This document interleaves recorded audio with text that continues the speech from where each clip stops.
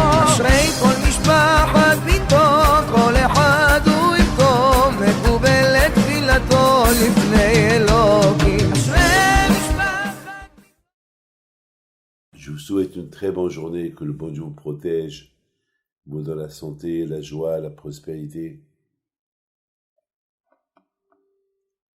Vous savez que chaque fois lorsqu'on a un mariage, on marie quelqu'un de la famille, bien sûr, surtout si c'est la fille qui est tellement attachée à sa mère, lorsqu'elle quitte la maison pour aller soit là ou pas, et on sait très bien qu'elle va plus retourner à la maison. Ça va pas être sa maison. Oui, ça va être sa maison, mais pas comme sa maison avec son mari, parce que là, elle va construire une maison avec son mari. On voit les parents qui pleurent. C'est normal. C'est tout à fait normal. Tout à fait normal. Alors, c'est écrit que lorsque Rivka Imenu,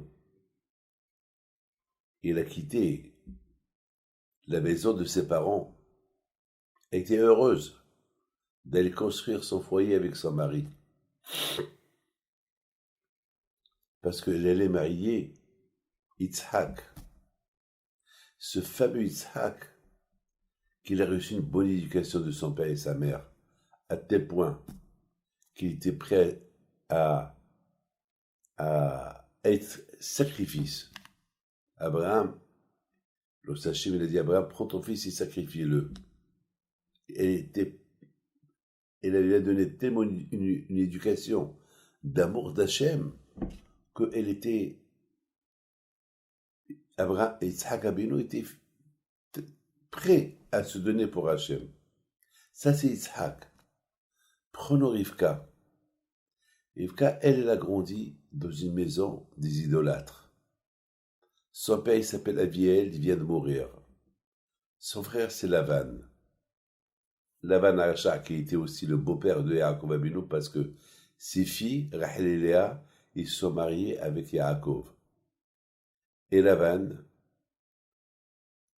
il a tout fait pour que sa sœur, elle ne va pas avec, au moins qu'elle reste encore un peu avec eux. Donc je viens de vous dire que c'est pas facile, hein, de quitter une maman.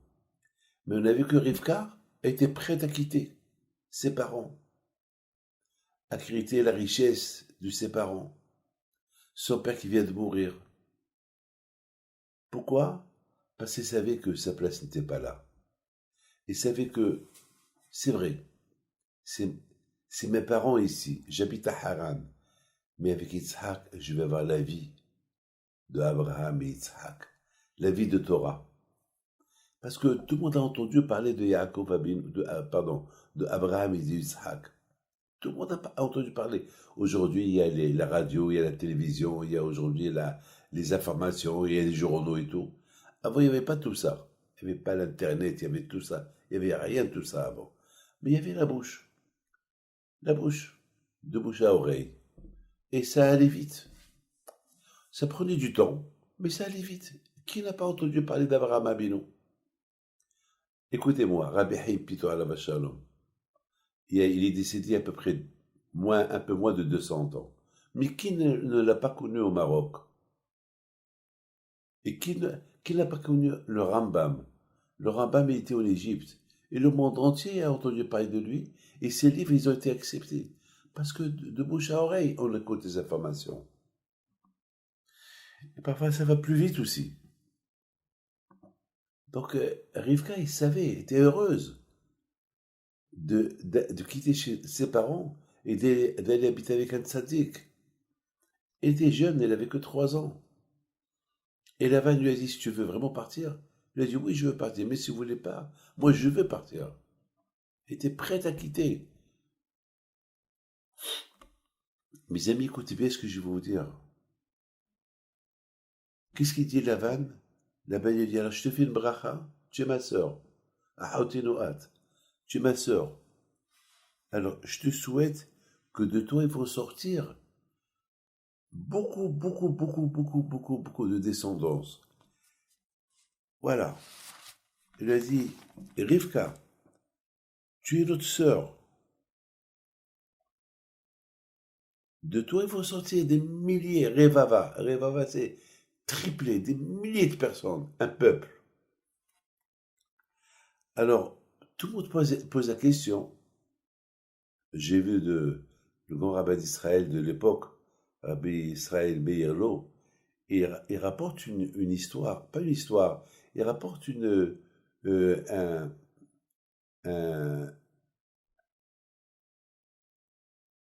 idée qu'il a vue dans un livre. Il dit, c'est quoi Rebaba?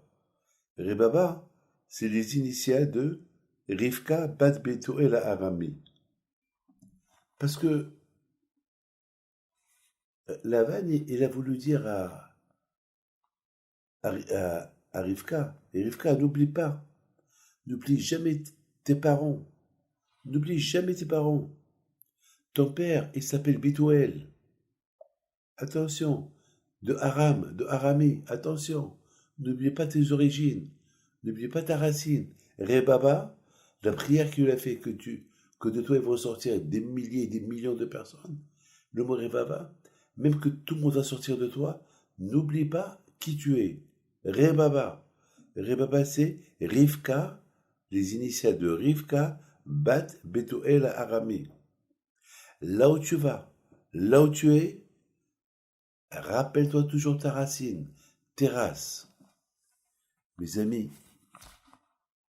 c'est très grave ce que je vous dis là.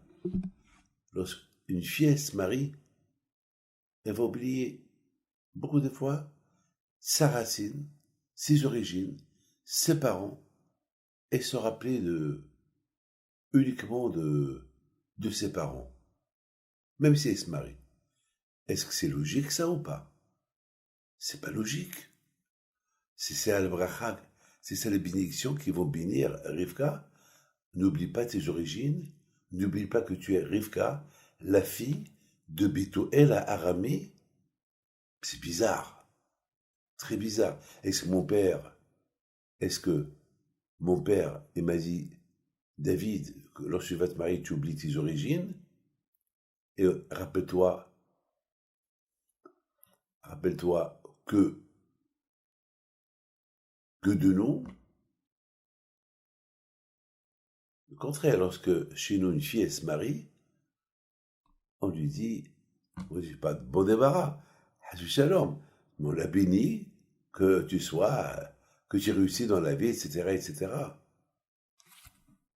Devant continue, que le bon Dieu vous protège.